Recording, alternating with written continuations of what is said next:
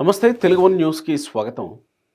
Lokesh deputy CM అనే నినాదం గత కొన్ని రోజులుగా జరుగుతూ వస్తుంది. నిన్న చంద్రబాబు సీరియస్ వార్నింగ్ తోటి కొంత అది ఫుల్ స్టాప్ పడినట్టే అనుకోవాలి. కానీ ఒక పక్క దావోస్లో పెట్టుబడుల కోసం వెళ్ళినటువంటి టీం అంతా వాళ్ళు శ్రమించి ఆంధ్రప్రదేశ్కి పెట్టుబడులు తీసుకురావడం కోసం వెళితే ఈ మధ్యలోనే ఈ చర్చ జరగడం ఎలాంటి సంకేతాలను ఇస్తుంది పెట్టుబడిదారులకి?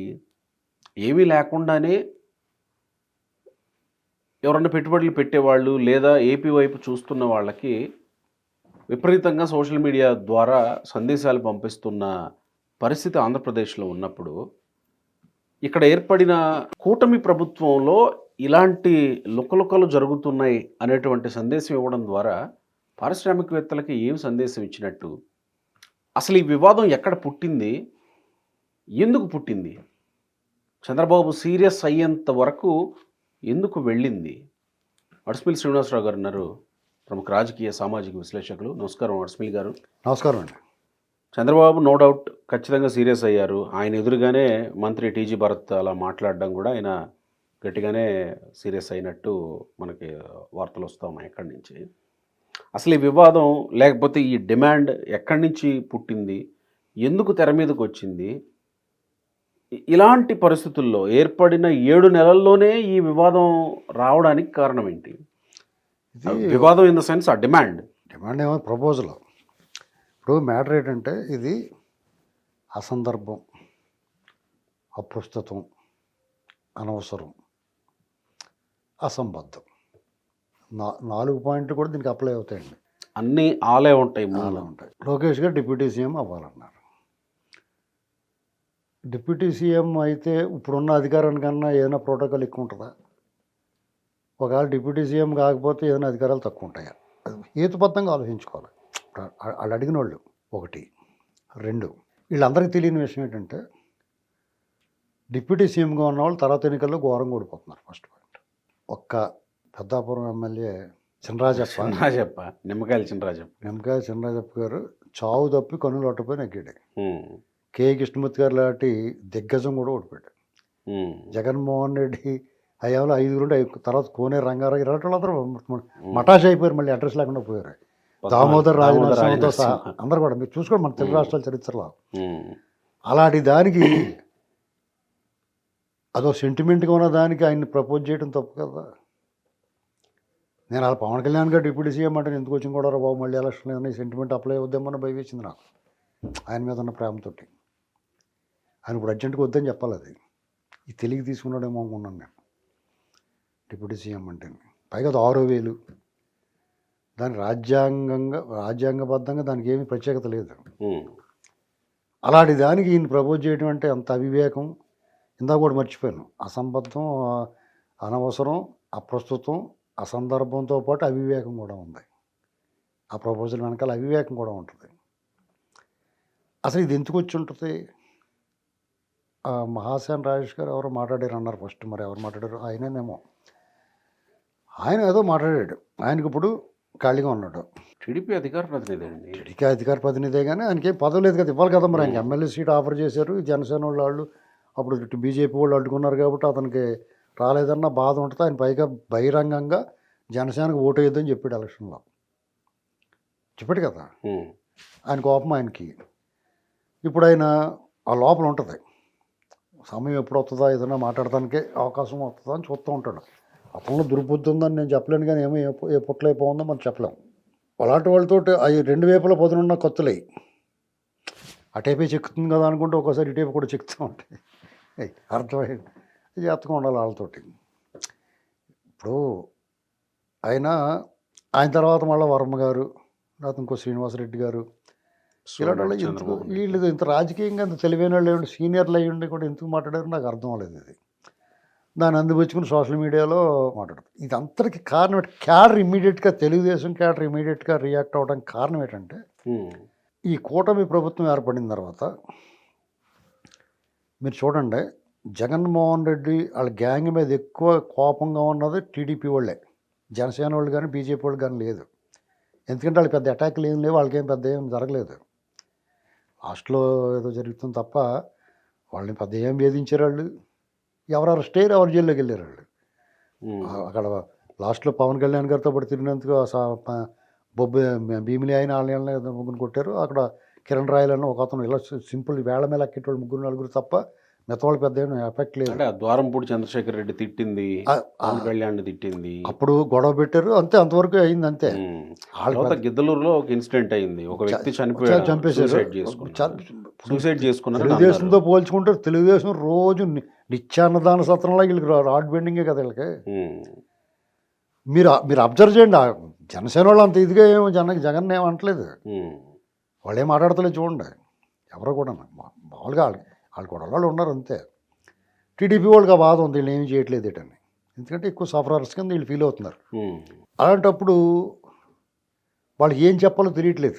వాళ్ళ అధిష్టానం తెలుగుదేశం పార్టీ, ఇప్పుడు కూటమిలో ప్రధాన పార్టీ టీడీపీ, వాళ్ళు సొంతంగా ఇష్టమైనట్టు చేయడానికి లేదు. ఎందుకంటే 3 పార్టీలు ఉన్నాయి కాబట్టి ముగ్గురు సమన్వయం బాగానే ఉంది. పవన్ కళ్యాణ్ గారు చంద్రబాబు గారు బాండింగ్ సూపర్గా ఉంది, లోకేష్ గారు పవన్ కళ్యాణ్ గారి బాండింగ్ కూడా బ్రహ్మాండంగా ఉంది. వాళ్ళు అసలు వాళ్ళ మధ్య ఇలాంటి ఆలోచనలు లేవు. పవన్ కళ్యాణ్ గారు కూడా ఎలక్షన్ల ముందే వాళ్ళ కేడర్కి చెప్పాడు, ఎవరన్నా కూటమిని వ్యతిరేకించినా పొత్తులకి వ్యతిరేకంగా చేసినా వీళ్ళ మా మనుషులే కాదు, అసలు మీరు పార్టీలో ఉండదు పొండని చెప్పాడు. ఎవరన్నా పొరపాటుగా సీఎం అని అరుతున్నా కానీ ఆయన నిజంగా నన్ను కంట్రోల్ చేశాడు. చాలా ఆనెస్ట్గా ఉన్నారు ఆయన. టీడీపీ వాళ్ళకేమో ఇక్కడ వీళ్ళు వచ్చిన తర్వాత జగన్ లేకపోతే వాళ్ళ గ్యాంగు కొన్ని పరిణామాలు వాళ్ళకి నచ్చట్లా. ప్రభుత్వంలో జరుగుతున్న ఇప్పుడు కూటమి ప్రభుత్వం వచ్చిన తర్వాత జరుగుతున్న పరిణామాలు ఎందుకు వాళ్ళకి నచ్చట్లా. వాళ్ళు ఎక్స్పెక్ట్ చేసిన వాళ్ళ అంచనాలని అందుకోలేకపోయారు వీళ్ళు. కానీ వాళ్ళు ప్రభుత్వ పరిపాలన జనరల్ సాధారణ ప్రజలకి వాళ్ళు మేలు చేస్తున్నారు. ఇక్కడ ఈ దుష్ట శిక్షణ అనే విషయంలో, ఈ దొంగలు పట్టుకుని కొడతాం విషయంలో వాళ్ళు కొంచెం వెనకబడ్డారు. 6 నెలలు అయింది ఈ కాడి నుంచి వదిలిపెట్టడం. ఇప్పుడు చూస్తాం ఒక సెట్ చేసుకుని పద్ధతి ఇప్పుడు స్టార్టింగ్లోనే చేశారు అనుకోండి, వాళ్ళకి తేడా ఏముందని మనమే అంటాం. వాళ్ళు ఏదో అన్ని సెట్ చేసుకున్నారు, ఒక లైన్లోకి వచ్చిన తర్వాత ఈ సంగతి ఇప్పుడు చూద్దాం అనుకుని ఉండొచ్చు.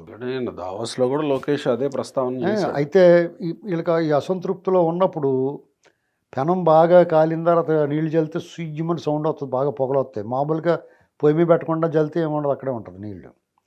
అలా అదే టైంకి అతను మాట్లాడేటప్పటికి వీళ్ళందరికీ సర్వని అందుకున్నారు. చంద్రబాబు నాయుడు గారు అయితే స్లోగా ఉన్నారు, అప్పుడు లోకేష్ గారు వెనకబడి ఉన్నాడు, పవన్ కళ్యాణ్ గారు చంద్రబాబు గారు కనపడుతున్నారు స్క్రీన్ మీద, లోకేష్ కొంచెం వెనకబడి ఉన్నాడని బాధలో ఉండుంటారు వీళ్ళు. ఇంకోటి ఏంటంటే పవన్ కళ్యాణ్ గారు స్పీడ్ అయిపోతాడనే, ఈయన స్లో అయ్యాడనే బాధ ఏదో ఉంటుంది లోపల. ఎందుకంటే వాళ్ళు ఎక్స్పెక్ట్ చేసింది దానికి రీచ్ అవ్వలేదు వీళ్ళు. అభివృద్ధి, పెట్టుబడులు, హామీలు నెరవేర్చడం ఇవన్నీ పక్కన పెడితే ఈ జగన్ గ్యాంగ్ అనే ఏ రేంజ్లో ఉందంటే సామాన్యమైన వాళ్ళు కూడా వీళ్ళు తోలు తీసేయాలని కోరుకుంటున్నారు. అక్కడ పవన్ కళ్యాణ్ గారు లా అండ్ ఆర్డర్ బాగోలేదు అనగానే కొంతమందిని అరెస్ట్ చేసి, సోషల్ మీడియా సైకిల్ అరెస్ట్ చేసి, సీజ్ ద షిప్ అంటాం, ఇవన్నీ వీళ్ళకి ఆయన చేయగలుగుతున్నాడు కానీ ఈయన చేయట్లేదు అనేటువంటి బాధ ఏదో ఉంది లోపల. ఈ మాట ఇలాగ అనగానే అవును ఇతను అని సోషల్ మీడియాలో అందుకున్నారు. మాలాటోళ్ళు చెప్పాం చాలా తప్పు, అలాంటి మాటలు మాట్లాడకూడదు, డేట్ అవసరం అని చెప్తూ ఉన్నాం మేము. కానీ చాలామంది వాళ్ళ ద్వారంలో వాళ్ళు పోతారు. ఇప్పుడు వాళ్ళ పార్టీలో వాళ్ళు ఏదో పడ్డారు. తెలుగుదేశం వాళ్ళు కార్యకర్తలు పవన్ కళ్యాణ్ వాళ్ళని తీసేసి మాకు ఇవ్వండి అని అనలేదు కదా వాళ్ళు, అదేదో ఇచ్చుకోమన్నారు. వీళ్ళకి ఎందుకు జనసేన వాళ్ళు రియాక్ట్ అవ్వకూడదు, దానికి ఎందుకు అనవసరం కదా, వాళ్ళకి సంబంధించిన మ్యాటర్ కదా అది. తెలుగుదేశం పార్టీకి సంబంధించి తెలుగుదేశం పార్టీ లోపల సీఎం అవ్వాలంటే కూడా వాళ్ళకే నష్టం. చంద్రబాబు గారిని లేకుండా సీఎం చేస్తారా, చంద్రబాబు గారు కాదని ఆయన పక్కన పెట్టి చేయాలి చేయరు కదా, చేస్తే వాళ్ళకే నష్టం కదా అది. ఇప్పుడు కూడా అనవసరంగా అసందర్భంగా అప్రస్తుతమైన విషయం కింద ఈయన తీసుకొచ్చేలా పెడతాం కూడా వాళ్ళకే నష్టం, టీడీపీకే నష్టం. అది మాలాటోళ్ళు ఎవరు తప్పే అంటాం మేము, అదేంటి ఇప్పుడు ఏం అవసరం వచ్చింది అంటాం. అలాంటి దానికి వీళ్ళకి అలా చేసుకుని అదే కుదరదు, అలాగే ఇస్తారు. అగ్రిమెంట్లో ఉన్న ఏంటి అగ్రిమెంట్ ఉంది, ఎవరికి అగ్రిమెంట్? ప్రజలతో చేసుకోవాలి మీరు అగ్రిమెంట్, మీరు చేసుకుంటే కుదరదు. ప్రజలు మీకు చేసిన అగ్రిమెంట్ ఏంటంటే కమిట్మెంట్ ఏంటంటే మీరు మీకు ఎన్ని ఇవ్వాలని ఇచ్చారు ప్రజలు, దాని ప్రకారం వ్యవహరించాలి. ఇప్పుడు నాగబాబు గారు మినిస్టర్, చంద్రబాబు గారు అనౌన్స్ చేశాడు, అప్పుడు టీడీపీ వాళ్ళు ఏమైనా మాట్లాడారా? తెలుగుదేశం పార్టీ లెటర్ హెడ్ మీద ఇచ్చాడు. అవును, అప్పుడు బాగుందా మీకు? ఇది నేను ఇద్దరికి చెప్తున్నాను. మీ బాధ్యత ఏంటంటే ఎవడు ఎలా పొల్లెట్టడానికి వచ్చినా కలిసికట్టుగా పనిచేయాలి. మీరు లేకపోతే మీరే నష్టపోతారు, చాలా నష్టపోతారు.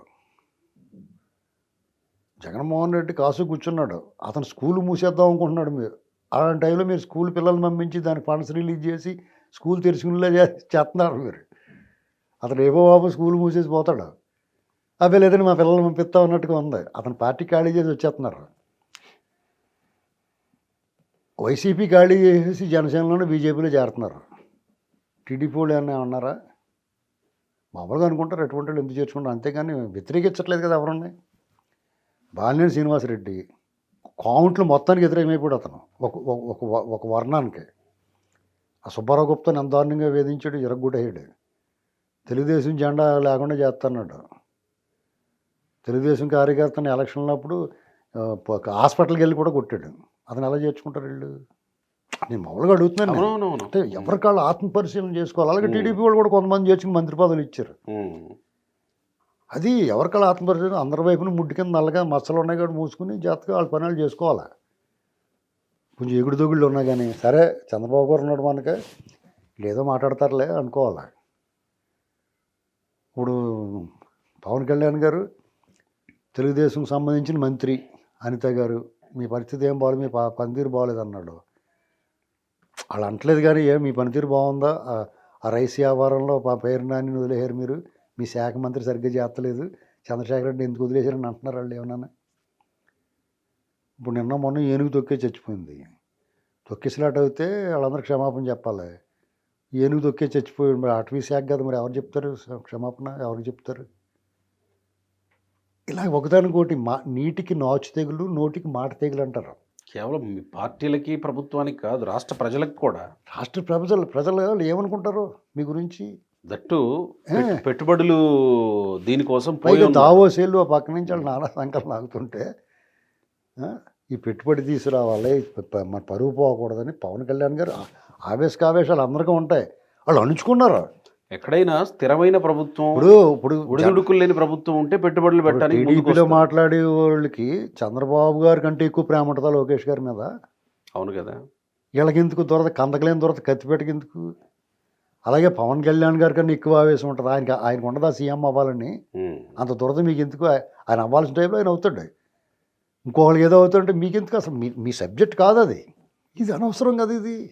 ఇప్పుడు వాళ్ళిద్దరు చెప్పిన మాటలో 10 ఏళ్ల పాటు కలిసి ఉండాలన్న పవన్ కళ్యాణ్ గారి మాటలో చంద్రబాబు నాయుడు గారు ఎంత రెస్పెక్ట్ ఇస్తారు, ఒకరికొకరు ఎంత గౌరవించుకుంటున్నారు.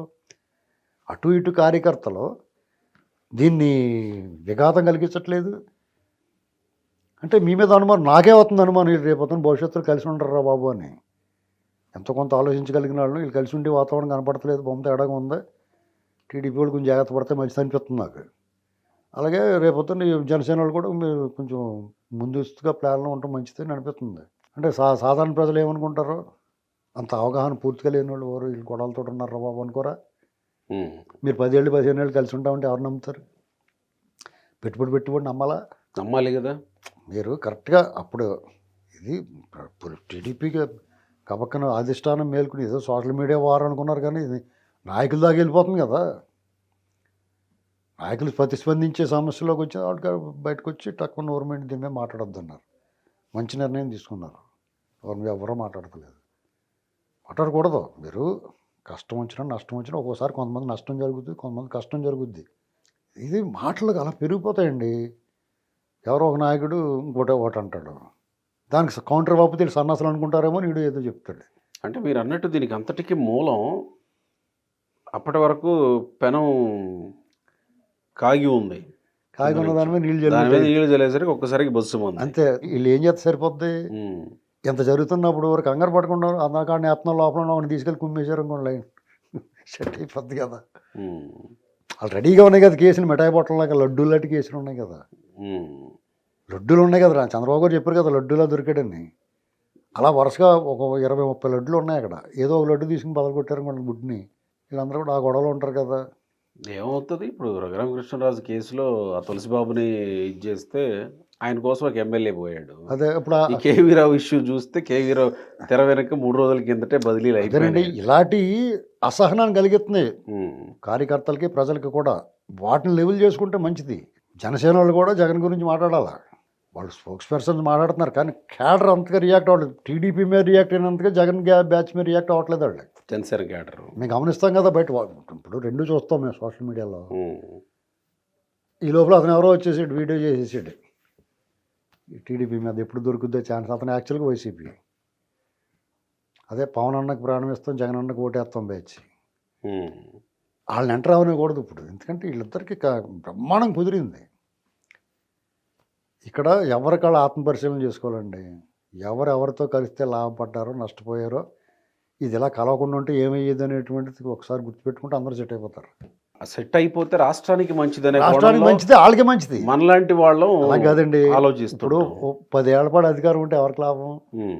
రాష్ట్రానికి లాభం, రాష్ట్రానికి లాభంతో పాటు వీళ్ళిద్దరికి, ఈ రెండు పార్టీలకు లాభం. రాష్ట్రానికి లాభం ఉన్నా లేకపోయినా వీళ్ళందరూ కూడా ఎండిపోయిన బొమ్మకులకి ఎముకలు పూడి కథ నున్నగా తయారవుతారు. ఇప్పుడు 10 ఏళ్ల క్రితం ఎండిపోయి తల నూనె రాసుకున్నాడు అందరూ కూడా నిగనగలాడితే తయారవుతారు. ఉన్నది ఉన్నట్టు మాట్లాడుకున్నారు ఏంటండి. తర్వాత సంగతి రాష్ట్రం సంగతి, ముందు మీ బొక్కలు పుడతాయి ఏంటండి, అధికారం తాలూకు నిగనగలు వస్తాయి అంతే కదా. అప్పుడు వరకు రుచి ఉన్నాడు, ఒకసారి అధికారం రుచి వస్తే అది కొంచెం దాన్ని టేస్టే వేరేగా ఉంటుంది కదా. దాన్ని అనుభవించడం మానేసి ఆడి మీద ఈడి మీద ఒకళ్ళు తిట్టుకుంటే వాళ్ళు ఏమవుద్ది. టీడీపీ కొత్త కదా, ఇది గుర్తుపెట్టుకోవాలి. లెసన్ అవుతుందేమో వాళ్ళు దీన్ని పాజిటివ్గా స్వీకరించి ఎవరికాళ్ళు ఆత్మపరిశీలన చేసుకోవాలండి. ఇప్పుడు కొంతమందికి రుచించకపోవచ్చు ఇందులో, కొంతమంది నేను టీడీపీ వాళ్ళని మేము అన్నాను, జనసేన అన్నాను, దాని వాస్తవం చూసుకోవాలి, అవునా కాదా అని తరిచి చూసుకోండి అంతే. దానికి తర్కానికి వెళ్ళకూడదు, తార్కికంగా ఆలోచించాలి, అంటే లాజికల్గా ఆలోచించండి, ఆర్గ్యుమెంట్కి వెళ్ళకూడదు.